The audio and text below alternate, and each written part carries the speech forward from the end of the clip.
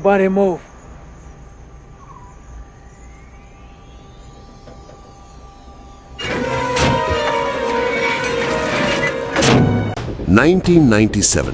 Amazon jungle, Jennifer Lopez, പിന്നെ John വോയ്റ്റിനെ മുഴുവനായി വിഴുങ്ങിയ ആ ഭീകരൻ പാമ്പ്.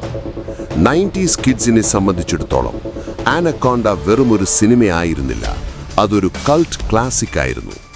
ഭയവും ആകാംക്ഷയും നിറഞ്ഞ ആ പഴയ ഓർമ്മകൾ. പക്ഷേ 28 വർഷങ്ങൾക്ക് ശേഷം 2025 ആ നൊസ്റ്റാൾജിയെ തിരിച്ചു കൊണ്ടുവരാൻ ഹോളിവുഡ് ശ്രമിച്ചപ്പോൾ സംഭവിച്ചത് എന്താണെന്നറിയാമോ? നമുക്ക് കിട്ടിയത് ഒരു ഹൊറർ മൂവിയാണോ, അതോ കോടിക്കണക്കിന് ഡോളർ ചെലവാക്കി ഉണ്ടാക്കിയ ഒരു വലിയ തമാശയാണോ? ഇന്ന് നമ്മൾ ഡീപ്പ് ഡൈവ് ചെയ്യാൻ പോകുന്നത് ജാക്ക് ബ്ലാക്കും പോൾ റഡും ലീഡ് റോളിലെത്തുന്ന പുതിയ ആനക്കോണ്ട 2025ലേക്കാണ്. Let's reboot Anaconda. Yes. Wait, what? ആദ്യം തന്നെ ഈ സിനിമയുടെ പ്ലോട്ട് ഒന്ന് നോക്കാം. ഇതൊരു സാധാരണ റീമേക്ക് അല്ല, ഇതൊരു മെറ്റാ മൂവിയാണ്. അതായത് ഇതിലെ കഥാപാത്രങ്ങൾ സിനിമാക്കാരാണ്.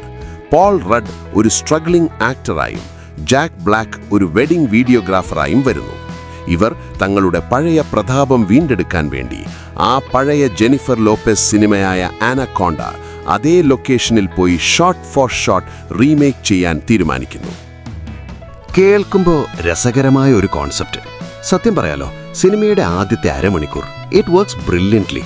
പോൾ റഡും ജാക്ക് ബ്ലാക്കും, ഈ രണ്ട് ലെജൻഡ്സും സ്ക്രീനിൽ ഒന്നിച്ചു വരുമ്പോൾ ഉണ്ടാകുന്ന ആ ഒരു കെമിസ്ട്രി, അത് വെറും മാജിക്കാണ്.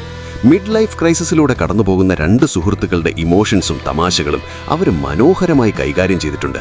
ആ ഭാഗങ്ങളിൽ സിനിമയ്ക്ക് ജീവനുണ്ട്. പക്ഷേ എപ്പോഴാണോ ഇവർ കാട്ടിലേക്ക് കയറുന്നത്, അപ്പോൾ സിനിമയുടെ ഗിയർ മാറുന്നു. പക്ഷേ അത് റിവേഴ്സ് ഗിയർ ആണെന്ന് മാത്രം. ഈ സിനിമയുടെ ഏറ്റവും വലിയ പരാജയം ഇതിൻ്റെ ഐഡന്റിറ്റി ക്രൈസിസ് ആണ്. ഇതൊരു ഹൊറർ സിനിമയാണോ അതോ കോമഡി സിനിമയാണോ എന്ന് ഡയറക്ടർക്ക് പോലും ഉറപ്പില്ലാത്ത പോലെ. ഏറ്റവും വലിയ കഷ്ടം എന്താണെന്നോ, ഇതിലെ പാമ്പ്, ദ സ്നേക്ക്. ഒരു ആനക്കോണ്ട സിനിമയിൽ നമ്മൾ ഏറ്റവും കൂടുതൽ പ്രതീക്ഷിക്കുന്നത് ആ ഭീകര ജീവിയെയാണ്. പക്ഷേ ഇതിൽ പാമ്പ് സ്ക്രീനിൽ വരുന്നത് വളരെ കുറവാണ്. ഇനി വന്നാൽ തന്നെ 1997 ആ ആനിമാട്രോണിക് പാമ്പിൻ്റെ 7 അയലത്തെത്തില്ല 2025 ഈ CGI പാമ്പ്. വിഷ്വൽ ഇഫക്ട്സ് പലയിടത്തും വളരെ കൃത്രിമമായി തോന്നി. പിന്നെ ഇതിലെ മെറ്റാ ഹ്യൂമർ. ഹോളിവുഡ് റീമേക്കുകളെ കളിയാക്കിക്കൊണ്ടൊരു റീമേക്ക് എടുക്കുക എന്നത് നല്ല ഐഡിയ ആണ്. പക്ഷേ ആ തമാശകൾ പലപ്പോഴും റിപ്പീറ്റേറ്റീവായി മാറുന്നു. സ്റ്റീവ് സാനിനെ പോലൊരു നടനെ വെറുതെ വേസ്റ്റാക്കിയതുപോലെ തോന്നി. സോ വരികൾക്കിടയിലൂടെ വായിക്കാതെ നേരെ കാര്യത്തിലേക്ക് കടക്കാം.